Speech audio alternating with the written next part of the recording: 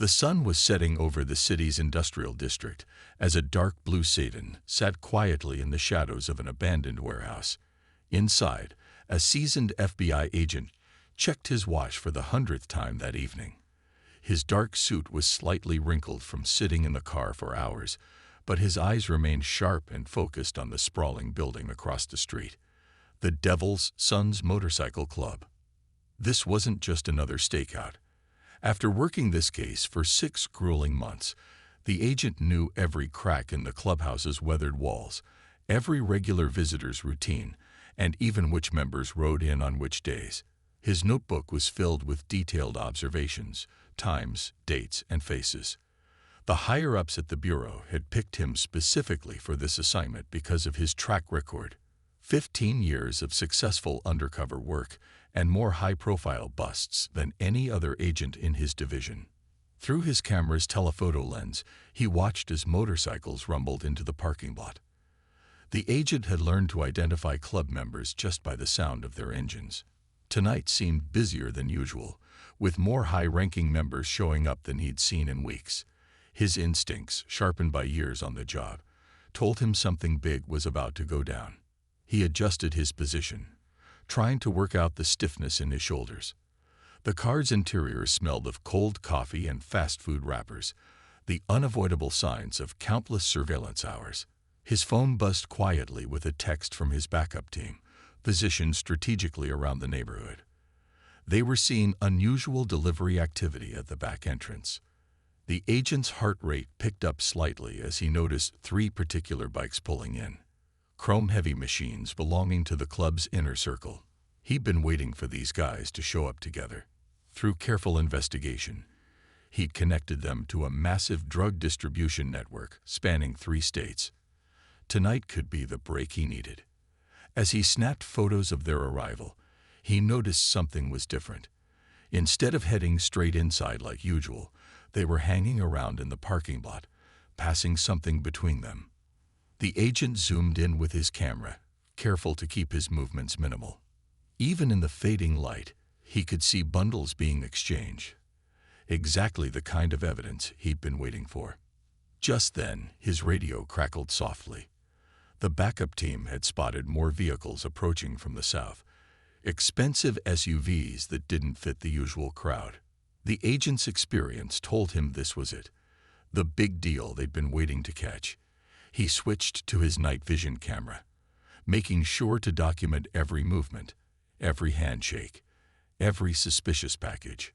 What the agent didn't notice, focused as he was on the scene unfolding before him, were the 3 shadows approaching his car from behind.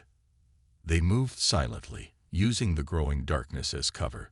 These weren't just any club members. They were the veterans, the ones who'd survived decades in the outlaw life by developing a 6th sense for police surveillance. The first hint something was wrong came when a heavy hand slammed down on the hood of his car. The agent looked up to find himself surrounded by 3 massive figures, their leather vests decorated with patches that marked them as the club's elite. The largest one, his arms covered in faded tattoos, leaned down to peer through the window with a predatory grin. The agent's mind raced through his options. His weapon was within reach, but drawing it would escalate the situation beyond control. His backup was nearby, but not close enough for immediate help.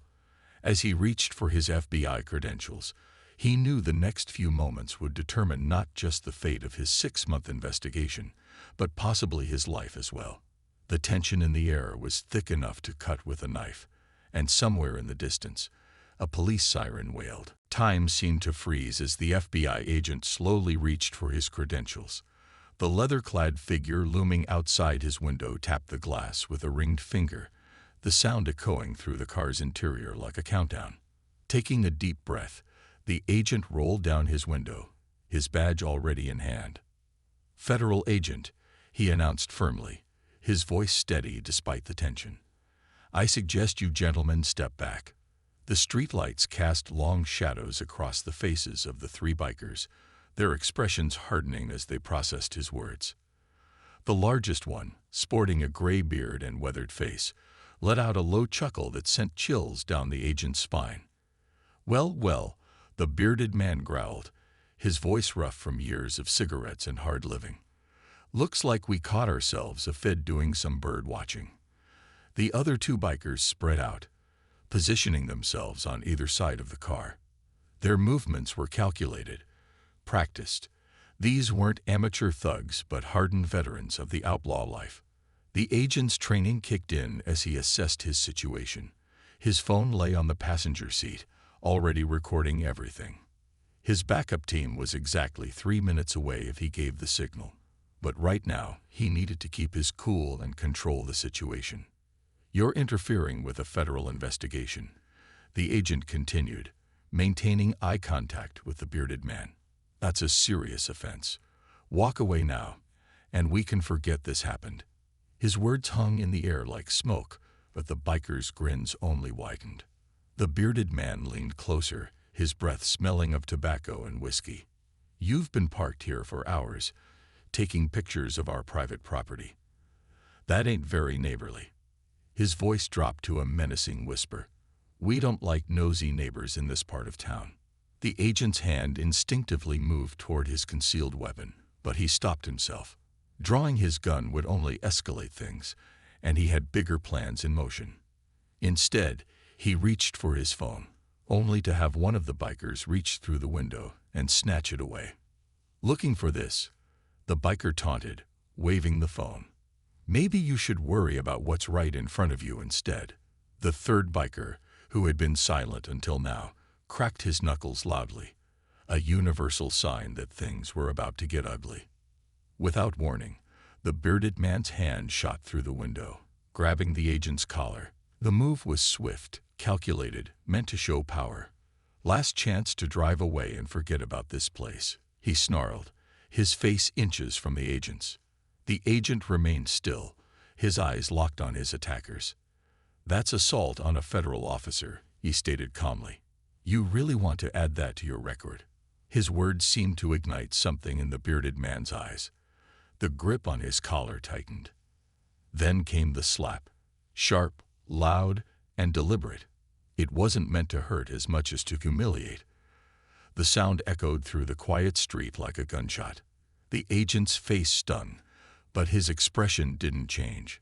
If anything, a slight smile tugged at the corner of his mouth. The bikers noticed that smile, and for a brief moment, uncertainty flickered across their faces. They didn't know about the hidden camera in the agent's tie clip, still recording everything. They didn't know about the tactical team already moving into position, or the drone silently hovering above them, capturing every second of their assault. As the bearded man raised his hand for another slap, the agent pressed a small button on his watch. In exactly 3 minutes, these men would learn the difference between their street justice and the full force of federal law enforcement. The real show was about to begin, and these bikers had just given him everything he needed to bring their entire operation crashing down. The agent's mind was already 3 steps ahead as he felt the sting of the slap on his cheek. While the bikers thought they were displaying power, they were actually playing right into his hands. Years of undercover work had taught him that sometimes you had to lose a small battle to win the war. The hidden camera in his tie clip continued recording as he slowly reached up to adjust his collar, making sure to capture clear images of all 3 attackers. The bearded man mistook this movement for nervousness and smirked, sharing a knowing look with his companions. Little did they know, their show of force had just given the FBI probable cause for an immediate raid. Inside his pocket, the agent's hand pressed another button on a small device. This wasn't just any panic button. It was connected to a sophisticated communication system that would coordinate the entire takedown.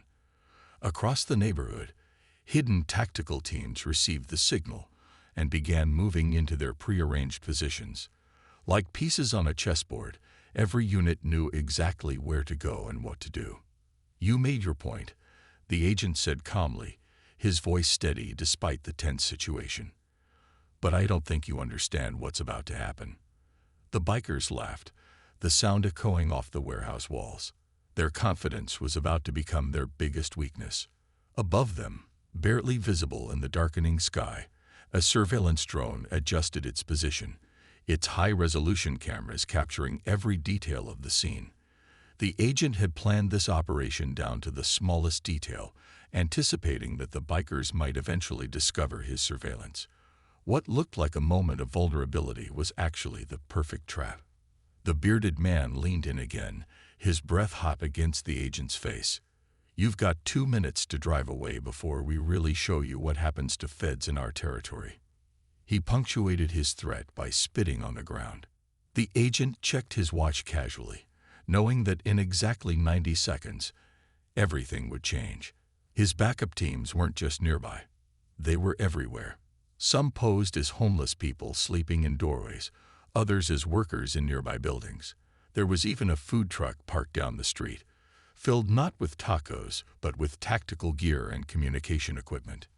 "Let me tell you what's actually going to happen," the agent said, his voice taking on a tone of quiet authority. "In less than 2 minutes, this entire block will be surrounded by federal agents. That's not a threat.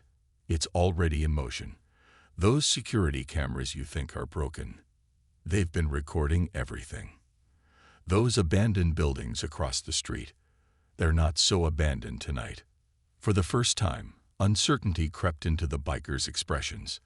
The agent continued, his words measured and clear.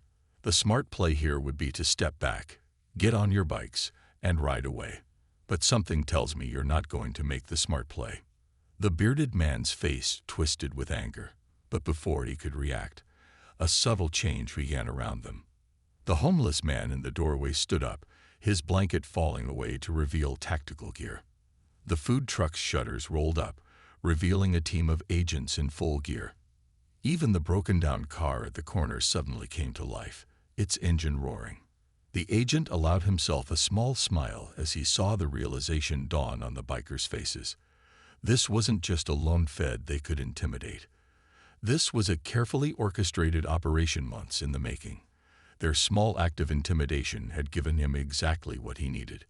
Clear evidence of assault on a federal officer, captured from multiple angles.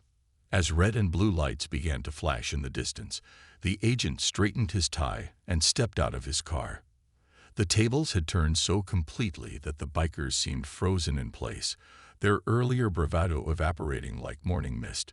In the rapidly closing trap around them, they were about to learn a valuable lesson about underestimating their opponents. The night air crackled with tension as hidden federal agents emerged from their positions like shadows coming to life.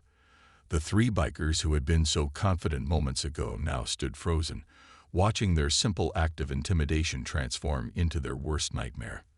The bearded leader's hand twitched toward his jacket, but the FBI agent's voice cut through the air like a knife. "I wouldn't," he said quietly, his calm tone carrying more weight than any shout. "Look around you." Behind the bikers, agents in tactical gear moved with practiced precision, their training evident in every step. The street that had seemed so empty just minutes ago was now alive with coordinated movement. Red and blue lights painted the walls of surrounding buildings, but there were no sirens. This was a professional operation, not a TV show. Local police cars had quietly blocked off both ends of the street, while unmarked vehicles moved into position to cut off any possible escape routes. The trap was complete, executed with the precision of a well-rehearsed dance. The agent straightened his tie, the hidden camera still recording every moment. "You know what makes this really interesting?" he asked, his voice carrying just a hint of satisfaction. "While you were focused on slapping around one federal agent, you didn't notice the surveillance team that's been documenting every drug deal in your clubhouse for the past 6 hours. The bearded man's face went pale as the implications sank in. Tonight hadn't been just another evening at the club. It had been their biggest deal of the month. The agent knew this because his team had been tracking their supplier for weeks, waiting for exactly this moment. Through his earpiece, the agent heard confirmation that the tactical team had secured the back of the building. Nobody had tried to run. They'd been caught completely off guard. The sound of boots on pavement grew closer as more agents approached, their weapons held at ready positions but not aimed. They were professionals, not thugs. "Here's what happens next," the agent continued. pulling out his notepad. "You're all going to put your hands where we can see them. We're going to do this by the book, nice and calm. The evidence we have is already enough to put you away for a very long time. So let's not add resisting arrest to the list." The youngest of the three bikers looked like he might try something stupid, but a sharp look from his leader stopped him cold. They might be outlaws, but they weren't fools. The bearded man slowly raised his hands, his face a mask of fury and resignation. Behind them, the club's front door burst open as more members rushed out. Having finally noticed something was wrong, they stopped short at the sight before them. Their three toughest members surrounded by federal agents, with more tactical teams moving in from every direction. The agent's phone, which the bikers had tossed aside earlier, lay on the ground still recording. He picked it up, brushed it off, and added it to his evidence bag. Every second of their assault was now documented from multiple angles. The security cameras, the drone footage, his tie clip, and the phone. It was the kind of rock-solid evidence that made prosecutors smile. Floodlights suddenly illuminated the entire area, turning night into day. In their harsh glare, the mighty Devil's Sons Motorcycle Club looked a lot less intimidating. The agent watched as realization spread across their faces. This wasn't just a bust, it was the end of their entire operation. As handcuffs clicked into place around the bearded man's wrists, the agent leaned in close and whispered, "Next time you want to slap a federal agent, you might want to make sure he's not leading a task force that's been building a case against you for months." The look of complete defeat in the biker's eyes was all the satisfaction he needed. The parking lot of the Devil's Sons clubhouse had become a sea of tactical gear and law enforcement vehicles. The agent watched with quiet satisfaction as his carefully laid plan unfolded like clockwork. Teams of agents moved through the building with practiced efficiency, each group knowing exactly where to go and what to look for. Inside the clubhouse, hidden compartments that the bikers thought were clever hiding spots were being discovered one by one. 6 months of surveillance had given the FBI team a detailed map of every secret panel and false bottom. The look of shock on the club members' faces as agents went straight to their hiding spots was almost comical. "Sir," a younger agent called out, approaching with a tablet in hand, "you're going to want to see this." The screen showed live footage from the back room, where agents had caught several high-ranking members in the middle of counting money from their latest deal. Stacks of cash lay spread across the table, along with detailed ledgers that would make any prosecutor's job much easier. The bearded man, now sitting handcuffed in the back of a police van, watched helplessly as his empire crumbled. His earlier bravado had vanished, replaced by the grim realization that his organization's entire operation was being dismantled in front of his eyes. The agent made sure to keep him in view of the action. This was part of the plan too, letting him see the consequences of his choices. Through his earpiece, the agent heard updates from different teams. Storage rooms secured, multiple weapons found. Documents recovered from the office safe. Computer systems seized. Each report added another nail to the coffin of the Devil's Sons criminal enterprise. Local news vans had begun arriving, their cameras capturing the scene from behind the police line. The agent knew this would send a message to other criminal organizations in the area. This wasn't just about taking down one motorcycle club. It was about showing that law enforcement could and would dismantle any criminal operation, no matter how established or intimidating they thought they were. A forensics team arrived and began documenting everything methodically. Their cameras flashed as they photographed the evidence, the stolen goods, and most importantly, the sophisticated drug distribution setup hidden in the basement. What the bikers had thought was a secure operation was now being photographed, labeled, and packaged as evidence. The agent walked through the clubhouse, noting how different it looked now with all the lights on and agents moving purposefully through each room. The walls, covered in motorcycle club memorabilia and tough guy imagery, seemed less intimidating now. Behind one particularly large banner, they found a wall safe that contained enough evidence to put the club's leadership away for years. Outside, more club members arrived on their bikes, drawn by worried phone calls and messages. Each one found themselves quickly surrounded and detained. The agent had anticipated this too. Criminals always got sloppy when they panicked, and these bikers were proving no different. One of the tactical team leaders approached with an evidence bag containing several phones.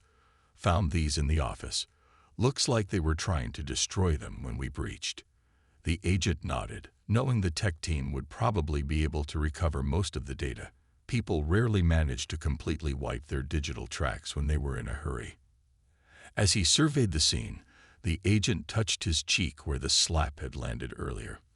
What had seemed like a moment of humiliation had turned into the catalyst that brought down an entire criminal organization. Sometimes, he reflected, the best revenge wasn't about getting even. It was about letting justice take its course. The night was still young, and there would be hours of work ahead. Processing suspects, cataloging evidence, conducting initial interviews.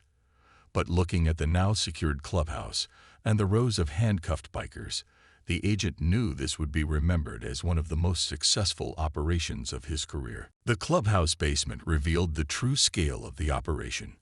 As agents moved through the dimly lit space, their flashlights illuminated what looked like a professional-grade drug packaging facility. Neat rows of scales, packaging materials, and shipping labels lined industrial shelves. The agent took a moment to appreciate how their timing couldn't have been better. They caught the operation in full swing. Found something interesting, called out one of the evidence techs, waving the agent over to a corner of the basement. Behind a false wall panel, they discovered a worn leather ledger. Unlike the computerized records upstairs, this book contained handwritten details of every major deal for the past 5 years. The agent carefully pulled on latex gloves before handling it, knowing this single item could help unravel criminal networks across multiple states. Upstairs, the processing of suspects continued smoothly. The bearded man who'd slapped the agent earlier now sat with his head down, refusing to look at his fellow club members. His tough guy act had crumbled as he watched younger members giving statements to federal agents, each one trying to cut a better deal than the last. Through the club's large front windows, camera flashes from news photographers lit up the night. The agent knew tomorrow's headlines would tell the story of how a single act of intimidation against a federal officer led to the largest drug bust in the county's history. Sometimes criminals made the job almost too easy. One of the senior tactical team members approached with a tablet showing thermal imaging of the building. "We've got 2 more heat signatures," he reported. "Looks like they're hiding in a crawl space behind the bar." The agent nodded, remembering the architectural plans they'd studied during preparation. Another piece of homework that was paying off. "Give them a chance to come out on their own," the agent instructed. He picked up a megaphone and addressed the hidden suspects. "We know you're behind the bar. We have thermal imaging showing exactly where you are. Come out now, and we do this the easy way." A few tense moments passed before 2 pairs of hands emerged from behind the bar, followed by 2 very dusty and defeated-looking club members. As they were being cuffed and processed, one of the computer forensics experts rushed over with excitement in his eyes. "Boss, you're not going to believe what we found on their main computer. They didn't even try to encrypt it. Full records of every transaction, every supplier, every buyer. Even got spreadsheets with names and dates." The agent allowed himself a small smile. In their arrogance, the Devil's Sons had made the classic mistake of thinking they were untouchable. That same arrogance had led them to assault a federal agent without considering the consequences. Now their entire operation was being dismantled, piece by piece, in front of their eyes. Outside, a group of local residents had gathered behind the police line, watching the proceedings with a mixture of curiosity and relief. The agent overheard one elderly woman telling a reporter how the neighborhood had lived in fear of the motorcycle club for years. Tonight's raid wasn't just about drug enforcement. It was about giving a community back its peace of mind. The evidence collection continued methodically. Each item was photographed, logged, and carefully bagged.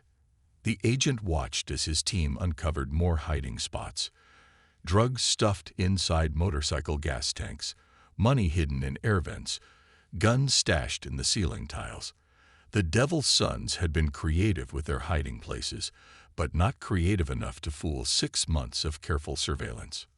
As midnight approached, the initial excitement of the raid had given way to the methodical work of processing one of the largest crime scenes the agent had ever handled.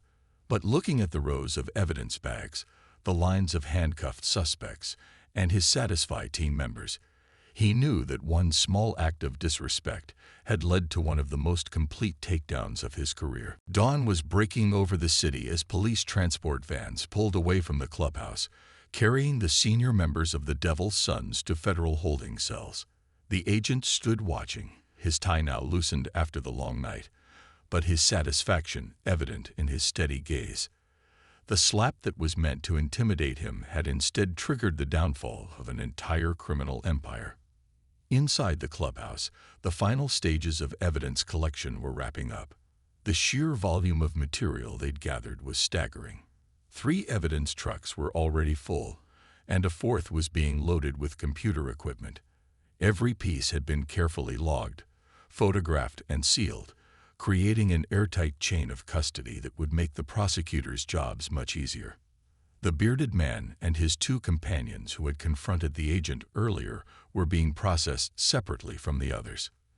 The assault on a federal officer had earned them special attention. As they were led to a separate transport vehicle, the agent noticed how their swagger had disappeared, replaced by the slumped shoulders of men who knew they'd made a terrible mistake.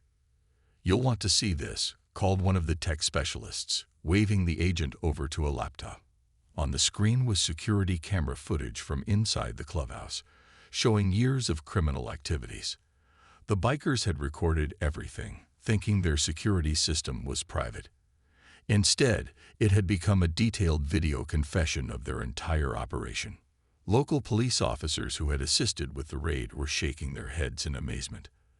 They'd known the Devil's Sons were involved in illegal activities, but the scale of the operation had surprised everyone. Hidden rooms revealed connections to crime networks in 12 different states. What had looked like a simple motorcycle club from the outside was actually the hub of a massive criminal enterprise. The district attorney arrived on scene, just as the sun was fully rising, her eyes widening as she was briefed on the evidence collected. "This is beyond what we expected," she said, flipping through preliminary reports. "The assault on you was caught on multiple cameras. Adding that to the drug charges, weapons violations, and everything else we found, they'll be away for a very long time." News helicopters circled overhead, their cameras capturing the aftermath of the raid. The agent knew this would send shockwaves through the criminal underworld. The Devil's Sons had thought themselves untouchable, protected by their reputation for violence. Now they were learning a hard lesson about the consequences of underestimating federal law enforcement. One of the younger club members, barely out of his teens, had been cooperating with agents since the raid began. His information was revealing even more about the organization's structure than they'd known from their surveillance. The agent made a note to recommend leniency in his case. Sometimes the best way to dismantle these organizations was to give the younger members a chance to turn their lives around. The forensics team was putting the final touches on their site documentation. Every inch of the clubhouse had been photographed, mapped, and searched. They'd found hidden compartments inside compartments, each one containing more evidence of criminal activity. The bikers' attention to hiding their operations had ironically created a perfect record of their crimes.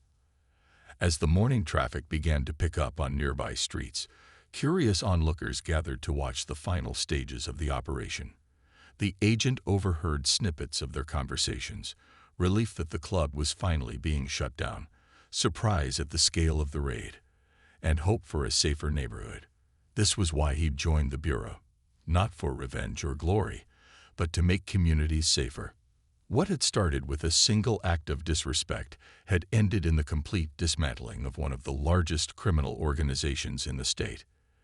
As the agent climbed into his car to head back to the office, he touched his cheek where the slap had landed.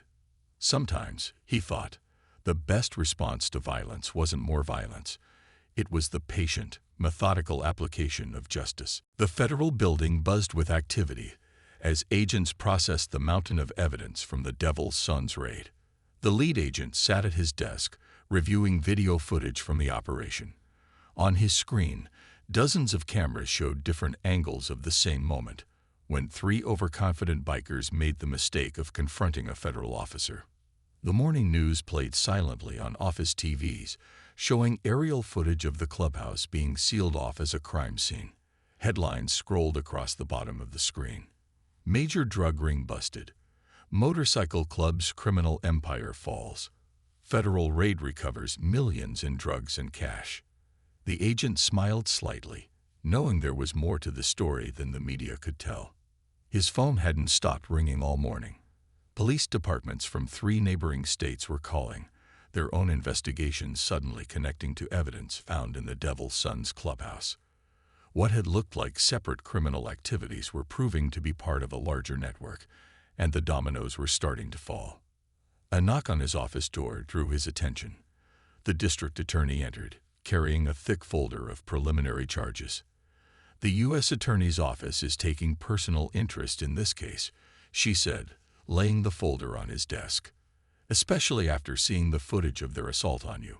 They're pushing for maximum sentences across the board."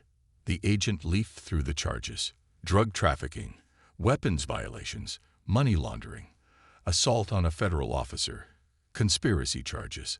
The list went on for pages. The 3 bikers who'd confronted him were facing particularly serious charges. Their attempt to intimidate him had only succeeded in adding years to their potential sentences. Down in the evidence room, teams of analysts worked through the seized materials. The club's detailed record-keeping, meant to track their illegal profits, had become a prosecutor's dream. Every transaction, every deal, every criminal connection had been carefully documented. Their organization had become so confident that they'd stopped hiding their activities, never expecting law enforcement to get this close. The agent's team had gathered in the conference room for a debriefing. As they reviewed the operation, pride was evident on every face. The raid had gone off without a single injury. Every suspect had been captured, and the evidence collected was overwhelming. It was the kind of operation that careers were built on. Local community leaders had been calling all morning, expressing their gratitude. The Devil's Sons had cast a long shadow over the neighborhood for years. Small business owners spoke of protection rackets. Parents told of being afraid to let their children play outside. Elderly residents described feeling trapped in their homes. Now, for the first time in years, the community could breathe easier. The agent's supervisor stopped by, holding a commendation letter. "The director wants to recognize your team's work on this one," he said. "Keeping your cool when they confronted you, sticking to the plan instead of reacting. That's exactly how we want our agents to handle these situations." The praise was nice, but the agent knew the real reward was in the results. On his computer, he pulled up the surveillance photos from 6 months ago, when they'd first started watching the clubhouse. The Devil's Sons had seemed untouchable then, their reputation for violence keeping people afraid and silent. Now their tough guy image had crumbled in the face of professional law enforcement work. A young officer from the local police department brought in more files, witness statements from neighbors detailing years of criminal activity. People who'd been too scared to speak up before were now coming forward, knowing the Devil's Sons couldn't retaliate. Each statement added another brick to the wall of evidence being built. The agent touched his cheek again, remembering the slap that had started it all.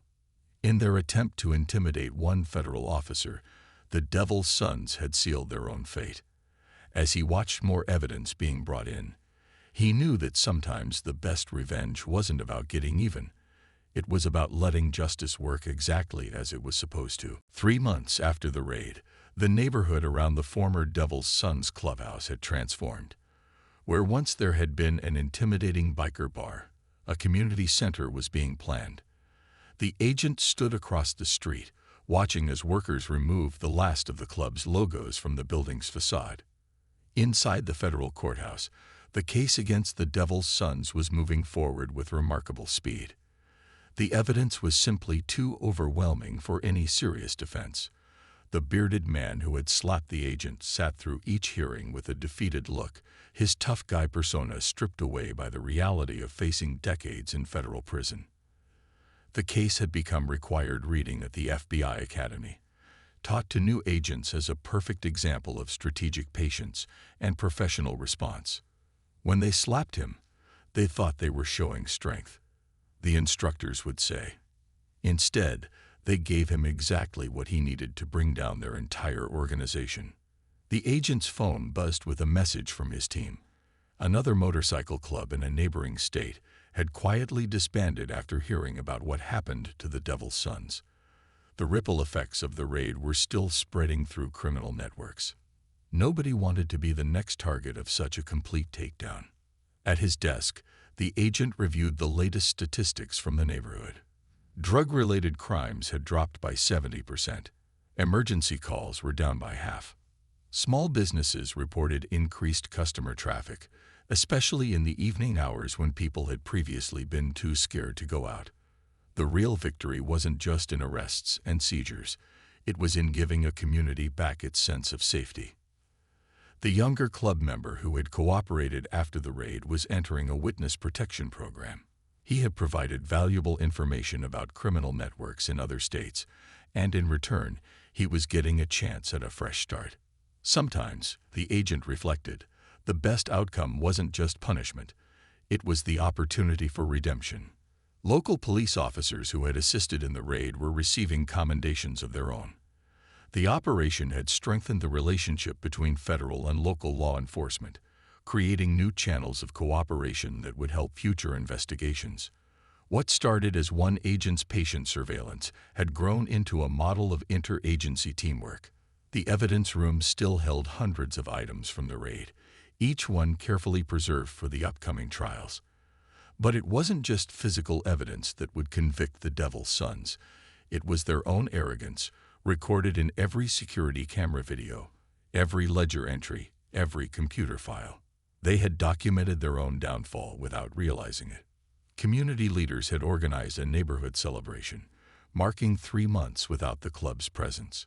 The agent attended quietly, standing at the back of the crowd as speakers talked about feeling safe in their homes for the first time in years. This was why he'd joined law enforcement, not for the excitement of raids or the satisfaction of arrests, but for moments like this. The case had changed department policy too. The agent's methodical approach, building evidence carefully, waiting for the right moment, responding to violence with strategic patience rather than force, was being incorporated into training programs. Sometimes the biggest victories came not from matching force with force, but from letting criminals underestimate you. As the sun set over the neighborhood, the agent took one last look at the former clubhouse. The building that had once been a symbol of fear was being reclaimed by the community it had terrorized. Parents walked past with their children. Elderly couples felt safe enough to take evening strolls, and local shops stayed open later into the night. All because 3 overconfident bikers thought a slap would scare away one federal agent. Instead, their act of intimidation had triggered their own downfall, proving that sometimes the best revenge isn't about getting even. It's about letting justice work exactly as intended, one careful step at a time.